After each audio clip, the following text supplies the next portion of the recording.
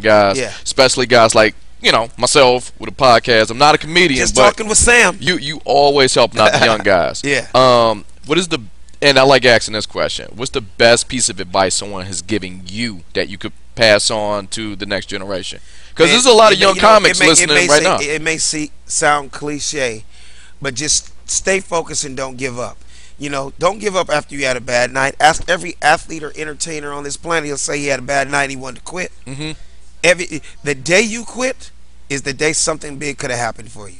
You know what I mean? I never gave up, whether I had a bad day, a bad set, whatever it was. I mean, I just kept grinding, because obviously you got to keep the Lord in your life. You know, stay prayed up, stay focused, and if you're truly talented, come on, man, the cream will always rise to the top. Okay.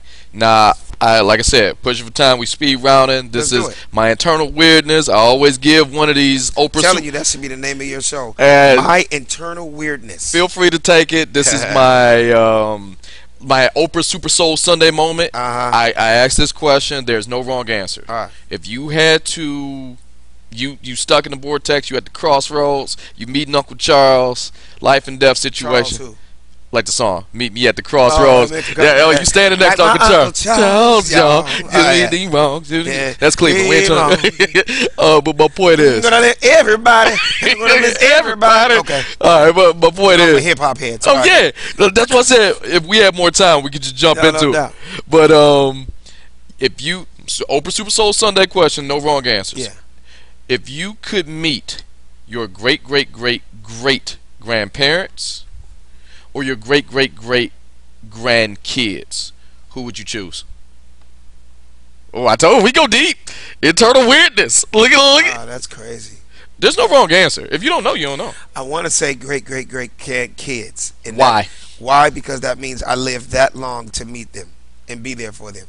All right. You know, because I'm a new dad. Okay. You know what I mean? So I have a 1-year-old. I have a 2-year-old daughter, and I have a 1-month-old son. And my whole thing is to stay in shape and be here for them as long as I can, because I see, you know, unfortunately, so many of us young black men, African Americans, that are not in our children's lives, and I'm trying to lead by example to let them know, hey man, is anybody out there listening right now? If you're a deadbeat, kick rocks or get in their life. That's what's up. Because they need you. You know what I mean? And if that's you telling on yourself, if you feel like you ain't shit and you can't offer them, then hey, there's nothing I can do about that. But I'm one of them dudes that my parents were in my life, and I'm going to be there in my children's life, my daughter, my son. I only brought this up because you said if I can meet my great-great-grand, if you can go back either way, 80 years old, and me, because you said my great-great-grandkids, you said all my great-great-grandparents. Like, don't get me wrong, it would have been dope to meet them and see what life was like in the 30s and the 40s, but obviously I can't go back. But I can try to be here for the, the future. And with medical science, you can live to be about 200. Yeah, exactly. Yeah, you so and feel free to use that. Feel free to just when you walk past somebody, just ask or whatever it's called. Just ask them one of those questions when they just got to sit down. Like, goddamn. Right. Yeah, man. But look, we have about that time. I want to thank. You don't have any more questions? I have a ton. But I'm being respectful to your time. Let's look at the time right now. I'm being Oh, okay. I see what you're saying. So let's do 10 more minutes. Let's do 10. All right. Nah, when we talked about like helping the young guys out, one thing I always make sure I say, because there's a lot of young podcasters listening, and in your case, comedians, you're young in whatever field you're in. Just put whatever. If you're listening, you can try to get started. One thing I like to do is talk about a time when we wasn't that great, not to poke fun. Like a bombing story, like that's real easy. Yeah. Just so they got one, and they know. Oh yeah, you gonna fail. No, you don't. First of all, you gonna mess up. You don't get famous overnight. All right. That goes back to what I was telling you a minute ago. You're gonna fail. You know, find me somebody that has not experienced some type of failure or some type of hard times before they became great.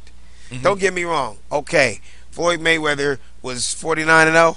Whatever. Okay, but he's had his ups and downs still, period. You know what I mean? You can't go off somebody that's absolutely never lost, because that's a freak of nature, does it? But everybody's lost before, or had a bad night, or bombed. Like, if you're a comedian, understand You're gonna go up there and the jokes aren't gonna be funny every single night. That's why we have workout spots. Yeah. So that's why we have open mics. That's why we have hole in the walls to try out those jokes. Hmm. People don't realize before you saw those jokes on HBO, on Showtime, and on specials, and we had to work that out. Yeah. That's like saying a pro football player that you see him on Sunday game day, but you don't see that the 5 days a week that he was in the gym working out to get that strength. That's what's up. Right? Yep. So as far as stand-up comedy, oh yeah, man, I got stories. But the most memorable one, I'd probably only been doing comedy a year and a half. Okay. And I did this amateur competition in Long Beach, California. This place called Birdland West. I'm gonna try to give you the long story short. It was a Crip neighborhood. Okay. So what color do Crips wear? Blue. Okay, Crips wear blue. I had just went to Jungle Fever. Had just dropped the movie Jungle Fever, 1991. The year Wesley I started Snipes. doing stand-up. And at the Jungle Fever premiere, they were giving out hats that said Fever. And I was like, oh, cool. I got to meet Spike Lee that night. You know, I only been doing comedy 6 months to a year. You're feeling pretty And good. I was feeling good about myself. And got a little red. It was a red Jungle Fever hat. I went to this amateur competition the next night, and I had on a Polo Rugby. I don't know if you remember Polo Rugby shorts. I remember. Real clean. Bought it from Macy's. Cost about $50. It was red and white stripes, and it could match my red Jungle Fever hat. You look I'm good. thinking I look cool. I have some tan khakis. I look like I'm dressed like a white boy. Okay. Like a Ivy League looking nigga, right? Oh, like Carlton. Yeah, like Oh, Carlton. call back. Pretty Call much. back. Absolutely. I had like maybe some white chucks on or something. Just Okay. looking regular, right? Amateur night, That preppy Long look. Beach, Birdland West. DL Hughley is the host. Okay. Okay. I go up there. DL had seen me a couple of times as an amateur. He's like, yeah, you real funny. Oh, by the way, it's $1,000 prize to win the amateur competition. All the more incentive for you to get there. I go on stage.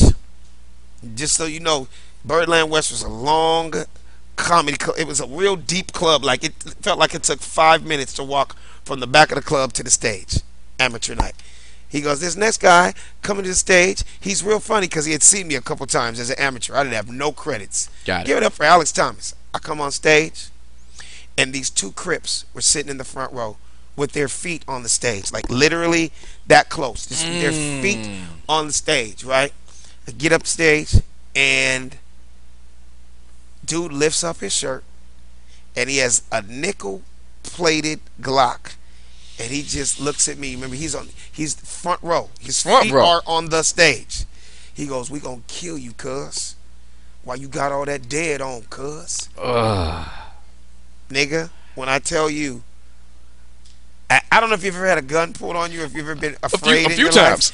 Nigga, I was so scared that, have you heard of like, you're so scared that your knees shake? Yeah. Nigga, it looked like I was doing the funky chicken up on that. Oh my goodness. My knees started shaking.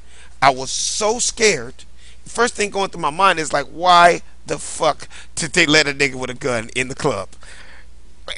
Why is this happening? Why is this happening? This is all that's going through my head, right? Yeah. So he said, we gonna kill you, cuz I'm so scared that I can't even say anything. My words couldn't come out. And in about 5 seconds later, just imagine 300 people booing the fuck out of me. I'm talking violent boos. Like, fuck you, we hate you, who the fuck are you? Get the fuck off your stage. Now, you know I haven't even said hello yet, right? No. I haven't said hi. I haven't even told a joke. DL just said you're the funniest guy. Yeah, funny. Yeah. Nigga, I did not say a word before they started booing me, right? So I can't sit there and go, oh, my joke didn't work. No, nigga, I didn't even say. You didn't even talk. I didn't even say hi, right? And at that time, they would either boo you or jingle their keys. So, nigga, imagine. That's worse than booing. Nigga, these niggas wanted me dead. You can tell these black folks can be some vicious motherfuckers. They're booing me, and they're jingling their keys. And out of nowhere, do you remember what color pants I told you I had on? Khaki. I told you I had some tan khakis on. Yeah. All of a sudden, everybody started laughing.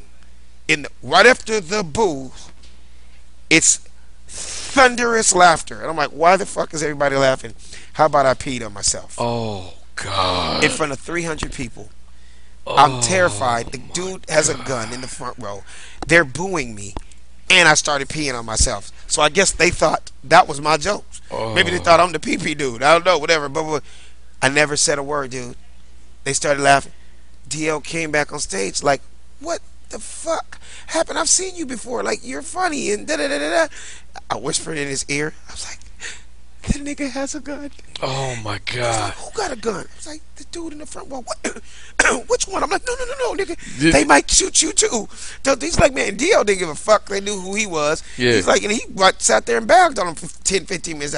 I got off stage.